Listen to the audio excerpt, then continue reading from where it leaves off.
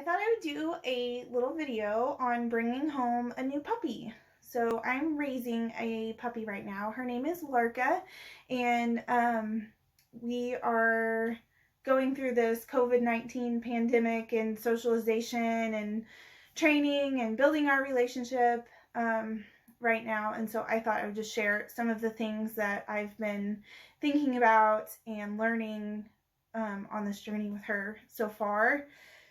So bringing home a new puppy is a lot of work, and I think a lot of times we forget, one, how much work little puppies are if it's been a while since we've, raised a puppy, and two, like I know for myself, I was really excited and I had all of these plans, like all of these little, foundation training things I wanted to do, and all of this enrichment planned and socialization and all of that.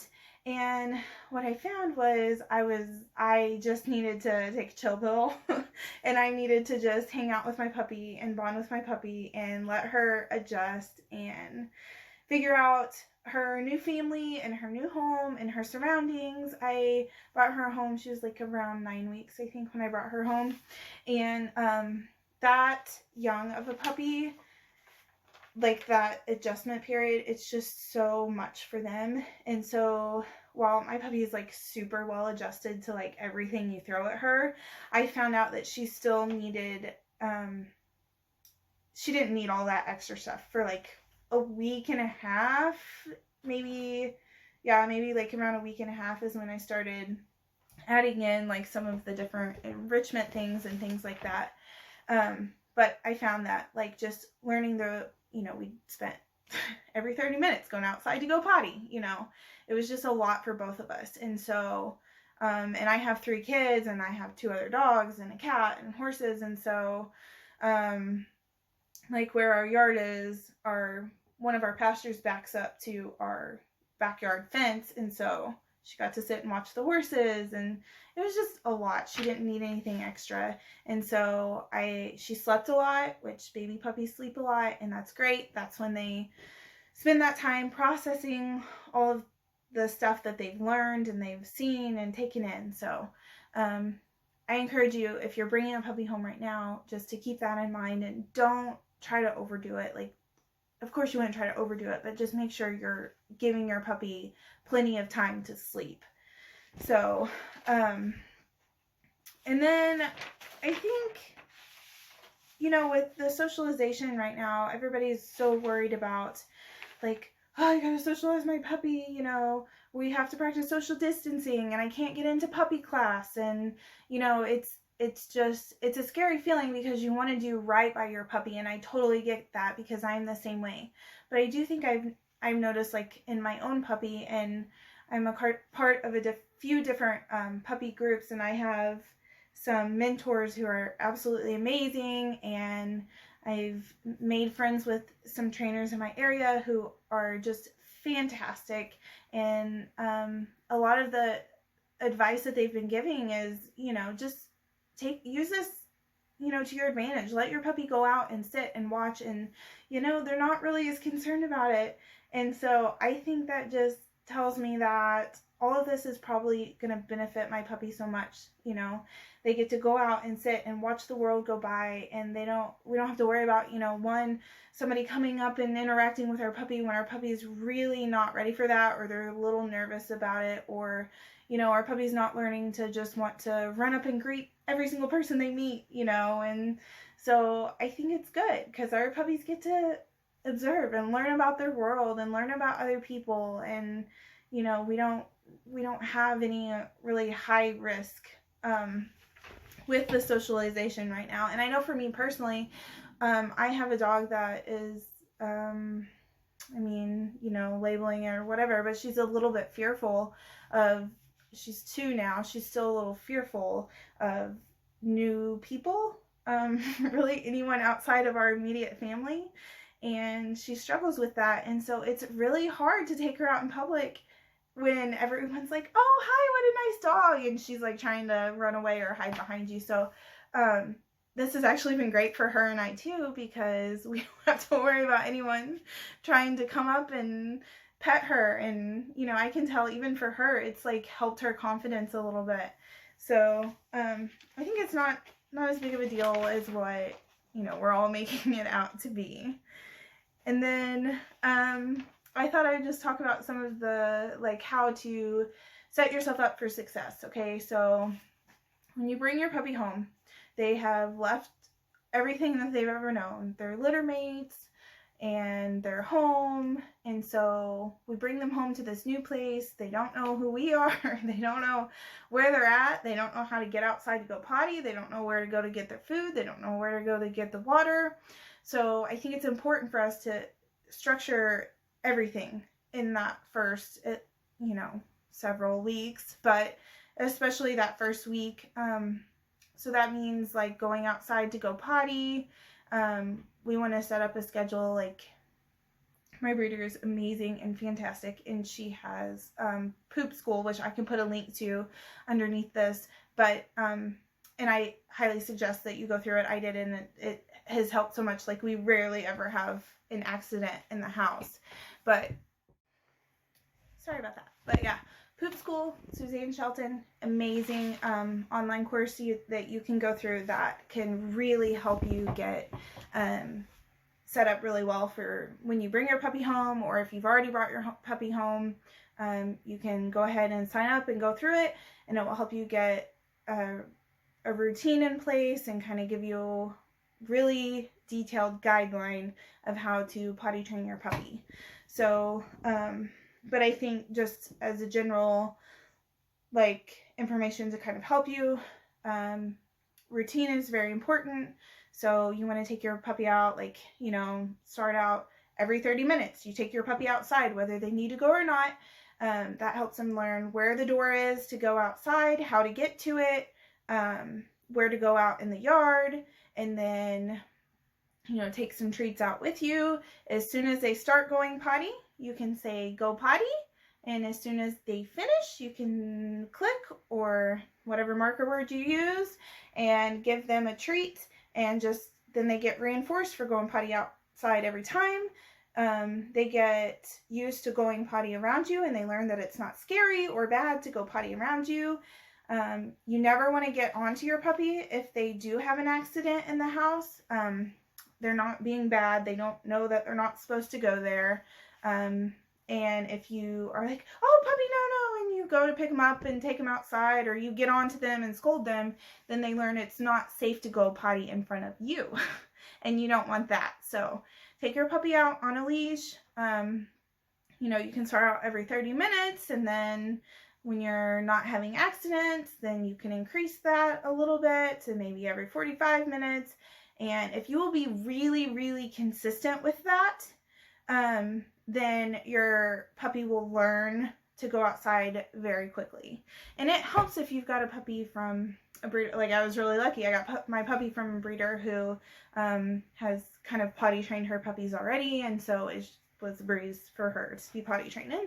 Like, every now and then, I'm not a great supervisor because I have 3 kids and 2 other dogs and lots going on here. So every now and then she'll have an accident. But for the most part, if I'm paying attention, then she doesn't, like, it'll be like a week and then she may have 1 accident. So it's not that big of a deal, and puppies do have accidents, and so you just clean it up and you go on about your day and you try to supervise better. And if you can't be actively supervising, then you can put your puppy away. So I have set up an X pen, so an exercise pen. And when I first brought her home, I had an X pen attached to a crate. So this helps with a few things. It gives your puppy a safe place to go when you cannot actively supervise. It helps them learn that confinement is not that big of a deal. It gives them a little more space than just putting them in their crate. I think there's some advice where you put your puppy in your crate and you only give them enough space to lay down, and so they either have to hold it or, you know, they have to lay in their mess. And so I just don't think that's very nice, and I don't think that's very fair. I think it's our responsibility to make sure that we're taking our puppy out and appropriate intervals for them to not have to pee and lay in it or physically like be in pain because they're having to hold it. Like that's just, to me, that doesn't feel right. So I found for myself giving them an X pen and giving them a crate with a soft bed, a comfy bed in it, where they can choose to lay down and start learning to love to relax and rest in their crate, and that their crate is a great sleeping spot, is better than, you know, giving them only this much space and it being like a yucky thing that they don't want to go into. There's also some really great resources out there for crate training. And like I said, a lot of trainers are doing their courses through online now. And so you can definitely chat with your trainer, your local trainer, and they can give you more, you know, individual help on that. And then the other thing to think about is baby puppies whine a lot. Like, I think sometimes we don't realize how much they whine, but they just do, and they get tired and they get cranky, and they're like you know, if you have kids, you're familiar with that. They get so tired, and you know they're tired and they need to go to sleep, but they're bouncing off the walls, and it's just like, you know, they're loud and they're crazy. And so I think that happens with our puppies too, only in our puppies a lot of times we're like, oh, they need more exercise, they need to do more, and really they probably just need to go to bed and they're having trouble going to sleep. So we can help them with that by giving them something to lick or chew, or give them a snuffle mat with some kibble in it. Give them an activity that is calming and soothing and can help them settle down. And if your puppy falls asleep out in the living room with you, like, if that's great, sometimes just let them hang out, because they need to learn that when they're out in the house with you, relaxing is really great too. But then sometimes it's good to pick your puppy up and move them to their pen or to their crate, and let them sleep in their crate too, so that they learn that that's also a really great place to relax and hang out. Teething. So puppies bite. Puppies bite a whole lot, and I think that a lot of people get really frustrated with that, but that is like a completely normal puppy developmental thing, and they will grow out of it. You just have to be patient. So I have 3 kids, so that's kind of a big deal, because my kids do get bit, but we work really hard on helping the kids learn that, you know, they can carry some kibble in their pocket, and when the puppy comes up to them and, you know, wants to bite them, they can say, oh, I get the kibble, and they can sprinkle kibble on the ground, and, you know, I've worked with her enough on that she will just redirect onto a kibble scatter on the ground. You can practice like walking along, like if your puppy likes to bite your heels, you can practice taking a step, dropping a piece of kibble, taking a step, dropping a piece of kibble, and then you can build up to taking 2 steps, dropping a piece of kibble, you know, before they bite your ankle. So essentially you're teaching your dog that, you know, you're giving them something else to do, like to walk along beside you and practice doing something else other than biting your ankles. So I think that's important to remember with the biting and all of that stuff is, you know, whining, all of that. Our puppies don't know anything. Like, we have to teach them how we want them to act. So instead of just getting frustrated with them for biting, whining, getting crazy, bouncing off the walls, running around the living room, like, we have to help teach them what we want them to do instead, and help them learn how to calm themselves down and relax, and, you know, all of that.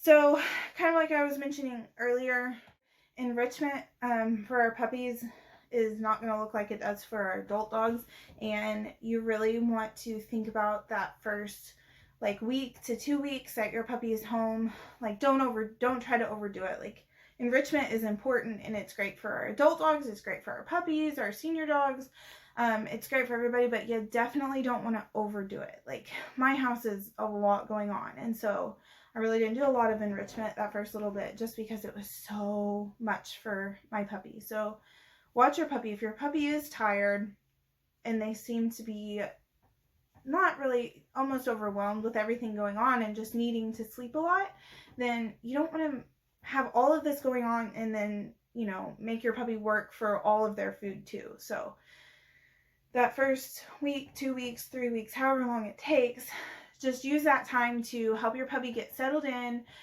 start building that bond with them, helping them learn to communicate with you, and you know, showing them that you're listening to them and their needs, and you're gonna, you know, help them and meet all of their needs. So if that's sleep, then that's what we're gonna do, right? So, but as they do get adjusted and you do want to start incorporating some enrichment in with your new puppy, our really young puppies, that's going to look like, you know, kibble scatters or kibble trails, like around your house, in your yard, licky mats, which is essentially a mat that has little grooves in it that you can spread, like a smearable peanut butter, canned puppy food, things like that, that are soft and they can kind of lick off, spend some time licking. That's a great activity to do to help your puppy to calm down. Chewing, so I was going to say rib bones, but if you know me very well, you know that I'm not going to say that now. So I had a little incident with a rib bone with my puppy, which ended up being just fine, but I thought that she had swallowed the whole thing whole. And I thought it was big enough that there was no chance that she was swallowing it whole or biting it up, which she ended up chewing it up into little pieces and digested it and fine. But I can no longer recommend that you give your puppy a rib bone just because of that. So I recommend like raw marrow bones or bully sticks, which you also have to watch because once they get down to the end, you'll want to trade them out for something else because you don't want them swallowing that chunk. But pig ears are good, things like that. So just be careful like what you give your puppy, but stuff to chew is great. Let's see, and then like just enrichment, like I think we think of just food, but there's so much. There's training, there's interaction with you, there's going out in a new place and just sitting and watching. Enrichment is like anything that we're going to do to add value to our dog's life. So any of the natural behaviors that dogs normally do, digging, sniffing, seeing new things, think about all of their different senses and try to give them an opportunity to use their eyes, their ears, their nose, the touch, the sensory, and that will all help your puppy just to become a really well-rounded dog and a really happy dog because they feel satisfied. The biggest, most important sense for our dogs is their sense of smell, their nose. So they use their nose more like we use our eyes. So a lot of those, like taking them out and letting them sniff a new place, giving them, like hiding their food or their kibble and doing like a kibble trail where they have to sniff and find it, is all great fun for them and will actually help tire our puppies out, which is important because like sometimes I think all of that physical exercise can almost overstimulate them and then they're really wound up and are really having a hard time going to sleep. So I think sniffing is like a really important thing for puppies. And you can also get into nose work. I'm like trying to learn about nose work right now and I really love it. I love it for my older dogs and my puppy. So we talked about teething a little bit, in enrichment and socialization. So I think I am going to talk about like a few of the common things that come up that are like concerns. Okay, so a lot of people are like, oh, my puppy won't focus on me, like I can't get them to focus, like, you know, they're scatterbrained, they're like wanting to look at everything else, do everything else.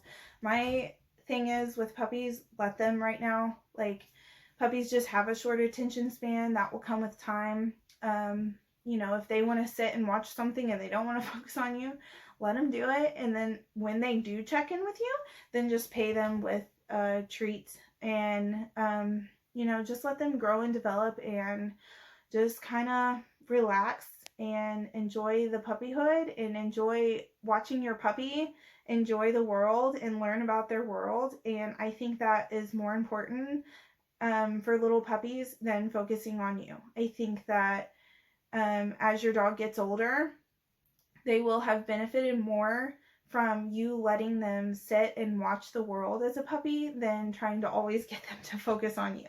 Okay? And I think that they'll focus on you better when they're, but I do think that, you know, if we allow our puppies to sit and watch the world and we're not like constantly trying to like ask them to like do the things we've been working on, like, oh, sit, lay down, you know, all of this stuff and focus on me, and we allow our puppies to learn about their world, then when they do get older, they're going to be really confident in their surroundings, and they're going to not be worried or concerned about something else going on, and they're going to be just kind of used to all of the sights and sounds. And so we can ask for some of that stuff then, and they're going to feel better about giving us that. So I think that's important too. I think it's, you know, one of those things like, yeah, especially like, you know, for me, I struggle with that too, because like I like to work with my dogs and train my dogs and work on, you know, all of this little stuff. And so to take my puppy out and to just like hang out and enjoy and watch and, you know, just watch the world go by and watch my puppy learn about their environment is like, can be tough for me sometimes, if I'm being honest, because like I do want to work on some of that stuff, but I also know that it's really important for my puppy. And whenever I think about it in a way of like, yeah, but they don't know about any of this yet. Like, I know what cars look like and sound like and smell like. Well, you know, it's more of a smell to them than it is to us, but you know, like they don't know, so they're learning. And big trucks, like, you know, a big truck may go by and I may not even notice it, but my little puppy is like, whoa, you know, what is that? That is loud and it's big and it moves, and you know. And so yeah, whenever I think about like they literally are seeing some of the stuff for the first time, or it's still really new to them. Like, yeah, when I go to Disney World, I've been one time, like it's a lot to take in if you've never been there before. And I'm sure the people who work there all the time just like walk straight through to, you know, wherever it is they're supposed to be, and they're not overwhelmed by it, and they're just kind of used to it. And I think that's kind of like a good thing to remember, and it helps you to really appreciate what your puppy's learning and what they're doing.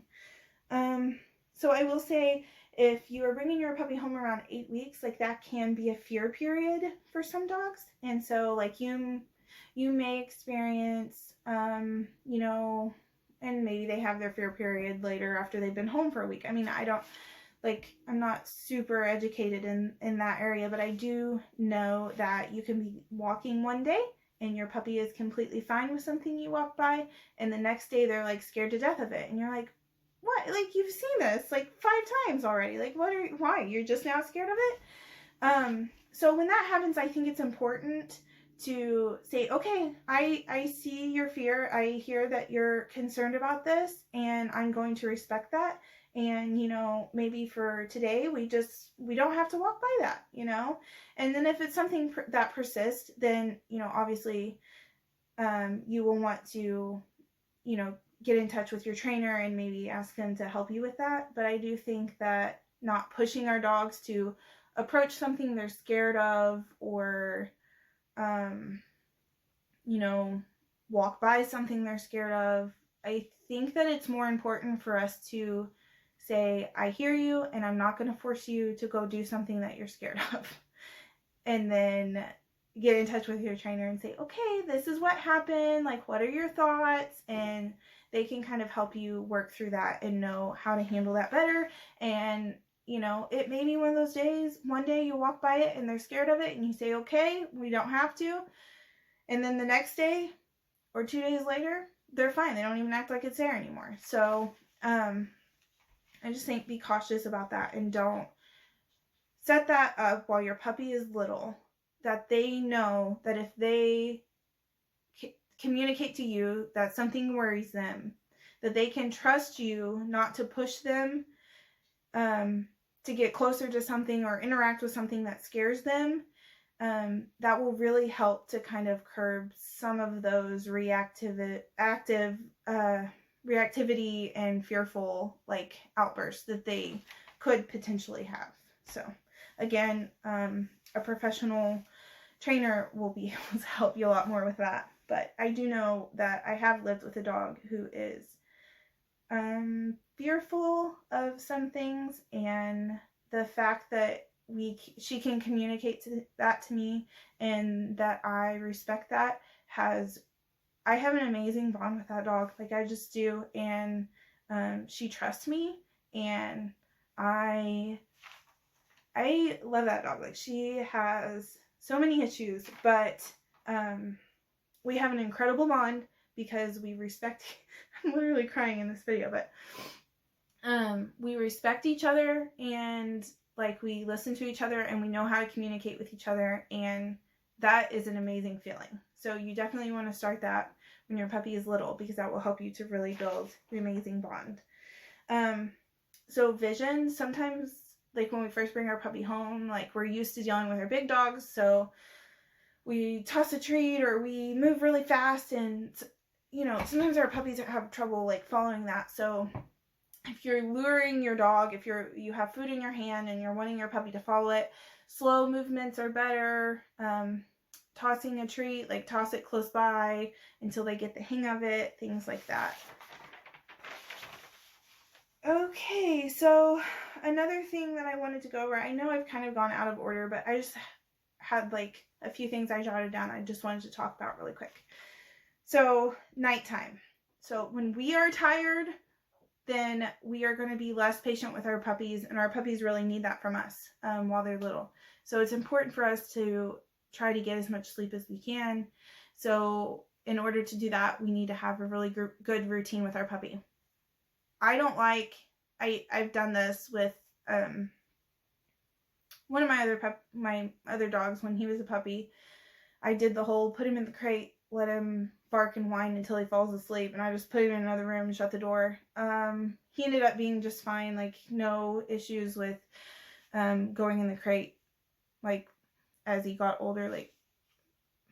But not all dogs are like that. Some dogs, that can really cause a lot of issues for them. So I think if we think about it, puppies have been with their litter mates, and you know, we just removed them from that and brought them into this new place, and it's kind of a little bit scary. Like, it is. If you go to a new place and you don't know where anything is, and you don't know anyone there, and you don't know how to communicate with anyone there, like, that's scary, and that's a lot. And I think that we need to be a little more considerate for our puppies. So, you know, bringing the crate into your bedroom with you, and, you know, putting the crate on a desk beside your bed, or, you know, if you get a small crate, you can even, if you have a big enough bed, you can, like, I brought my puppy home, I had like a small bedtime crate that I put between mine and my husband's pillows, and we have like a big king size bed, so that we have enough space to do that. And then the puppy was right there beside us. My breeder did amazing work with her, and so she was comfortable in a crate and knew that crate means rest and sleep. So I literally, like, the first week was sleeping through the night. And so, like, it's just incredible. It's amazing to me. But yeah, I think having her right up there beside you where she can hear you breathing and she knows you're right there, that can help comfort them a lot. You can put like a big soft stuffed animal in their kennel with them, for them to kind of lay on and cuddle up with. You can also, if your bed's not big enough, you can put on a table beside your bed. If they are not comfortable in the crate, you could even do in your room. I mean, obviously you can't do this on a table, but you might even try like having a small crate and attaching it to an X-pin in your bedroom so that they do have more space, and just keeping it beside your bed or really close to you. When you put them in there, give them a really great chew, something to chew on, or you know, something to lick, calming like that. when you do take your puppy to bed, you want to make sure that all of their needs have been met. So first of all, you'll probably want to take water up about an hour before bedtime, just so that you're not having to get up and take them out to potty all night. The last week or so, I've been bad about that. And so I have had to get up and take my puppy out to potty in the middle of the night, where I wasn't having to before. So I do think that that definitely can help cut out on, and food, you know, other than their chew at bedtime, but take food, water up about an hour before bedtime. So that means don't just take it up, like make sure that they've had access to it and they've gotten a drink, and you may even like splash a little bit, or like make sure that they're not going to want to drink. And then, you know, make sure before bedtime they've been out to potty, they've been on a little walk, they've come in, maybe had a small training session with you, maybe some play time, and then some cuddle time, and then put them to bed when they're really tired and you're 100% sure all of their needs have been met. So I think that just kind of helps you get the best sleep that you can, which is important. It's important right now, and it's important in setting that routine, and, you know, our puppy learning that, you know, trying to get on schedule with you and go to bed at around the same time every night, whatever time that looks like for you, and just make sure you've done what you need to with them before then. Okay, and so with that, I think breaks are important for everyone, because bringing a new puppy home is hard on them, but I think it also can be more draining on us than what we always anticipate. So I think breaks are good for you. If you have children, they're going to need a break from the puppy. The puppy's going to need a break from them. If you have adult dogs, you know, depending on your adult dog, they may need more breaks from the puppy than what you would want them to, but just be considerate of that. Make sure that you're taking care of your adult dog's needs too. Sometimes older dogs can get really annoyed by puppies, and our puppies do need to learn how to be calm around them. So making sure we use baby gates and X pins to our advantage, and give our adult dogs a place that they can retreat to, that they don't feel like they're being confined, or that their life is being affected negatively just because this new puppy has been brought home. So definitely make sure you're meeting everyone's needs, like your needs, your kids' needs, your puppy's needs, your adult dog's needs, because when somebody's needs are not being met, that's when we start having real issues. And so I guess my last little piece of advice, I have one more thing I was going to talk about. I think a lot of times people get frustrated with, they want to take their puppy on walks. They're like, my puppy won't walk on a leash. Like, it just stops. It just freezes. And I think that's another one of those things that goes back to, okay, little puppies are developmentally not ready to go on big, long walks yet. So if your puppy sits down, that's them saying, I need a break, or I need a rest, or I need to sit and watch and observe this thing that I'm interested in or not sure about, or whatever their reason. And so I think just being patient with that. This puppy stage is not going to last all that long. It may feel like it in the moment, but really it's going to be gone so quick. So just take a breath and enjoy this time with your puppy. And if they want to sit and watch something, then stop and watch it.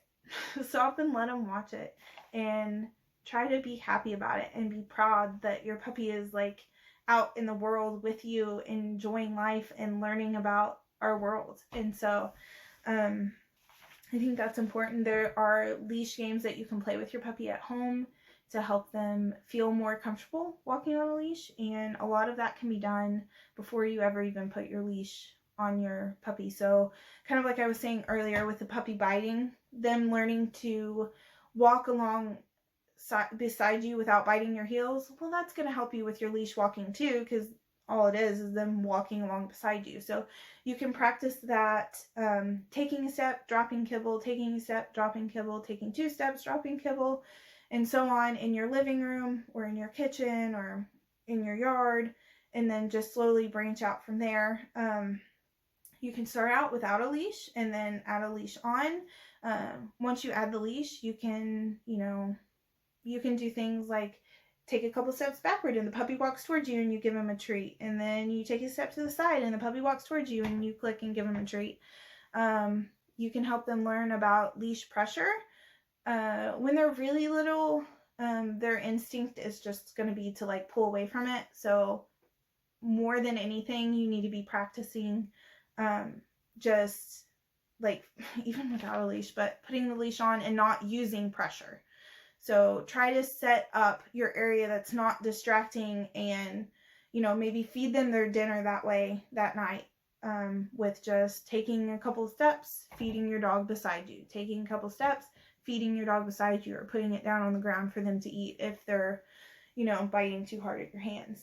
But then eventually, once they get a little older and they're getting more comfortable and better about walking on the leash, you can start like adding a tiny little bit of pressure to the leash, like just a teeny little bit.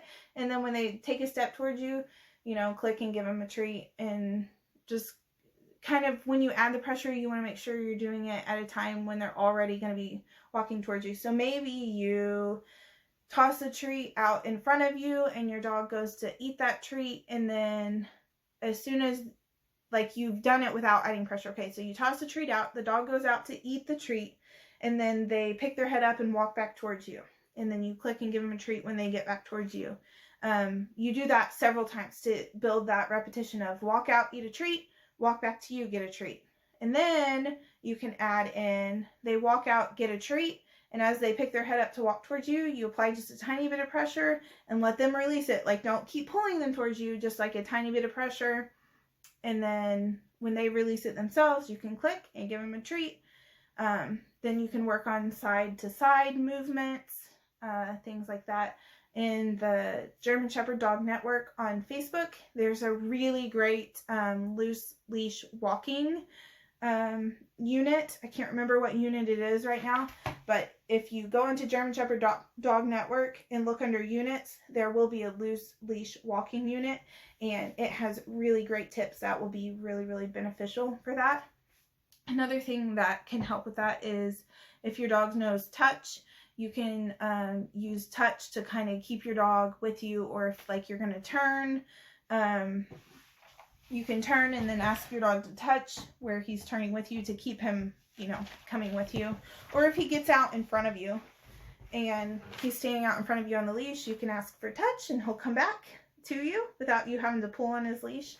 So just little things like that to keep in mind. So the only other thing that I think I want to mention is, again, a lot of our trainers are not doing group classes right now, but they are offering online classes and can meet with you privately through like Zoom or Skype or I don't know, whatever platform they're using.